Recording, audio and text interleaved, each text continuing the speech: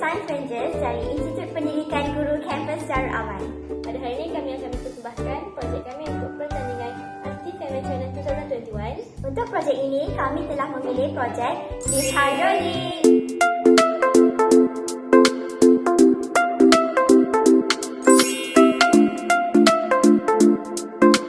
Projek ini diilhamkan daripada lift hidrolik kereta yang menggunakan prinsip Pascal. Lift ini berfungsi untuk mengangkat beban dengan menggunakan daya yang sangat kecil. Untuk memastikan prototipe ini, kami menggunakan bahan kita semula. Cara-cara membuat lift hidrolik. Potong karbon pada 4 bahagian dengan saiz yang berbeza, kemudian balut dengan kertas warna. Potong karbon mengikut bentuk batang aiskrim. Kemudian buat 3 lubang pada bahagian atas, tengah dan bawah.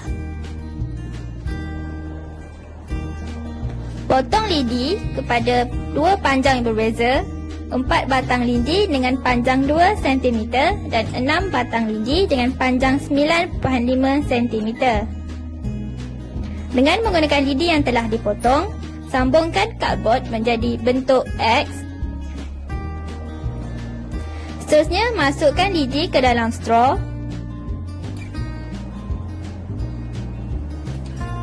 Kemudian, sambungkan karbon berbentuk X tadi. Dengan menggunakan picagari, sedut air yang telah dicampur dengan pewarna. Kemudian, sambungkan picagari menggunakan tiup. Sambungkan bahagian-bahagian tertentu menggunakan gam.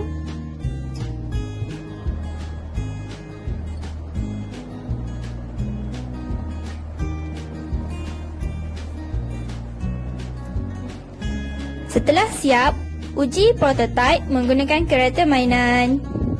Konsep fizik. Mengikut konsep fizik, hukum Pascal menyatakan bahawa tekanan yang dikenakan pada sebarang titik ke atas satu cecair dalam keadaan pegun akan dipindahkan ke seluruh cecair dengan seragam.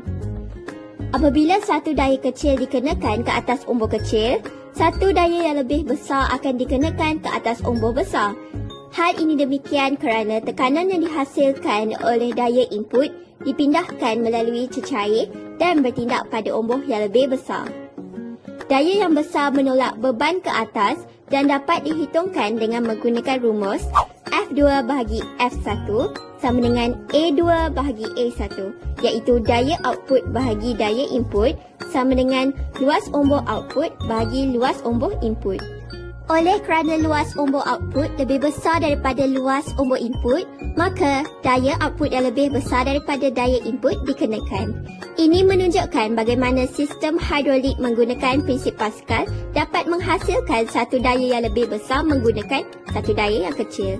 Dan dalam situasi ini, kereta mainan pun dapat diangkat menggunakan prototipe lift hidrolik. Murid yang belajar sesuatu konsep berkaitan tekanan dan aplikasi prinsip Pascal mampu mengaplikasi konsep fizik tersebut untuk menyelesaikan masalah-masalah bukan sahaja dalam bidang fizik, bahkan tetapi dalam STEM yang merujuk kepada bidang dan mata pelajaran seperti kimia, biologi, sains tambahan, sains moden, matematik tambahan, lukisan kejuruteraan atau asas kejuruteraan. Kesimpulannya, dapat kita simpulkan bahawa sikap seorang pereka cipta sangat penting dalam memantapkan dan memberi nilai tambah kepada projek yang dihasilkan.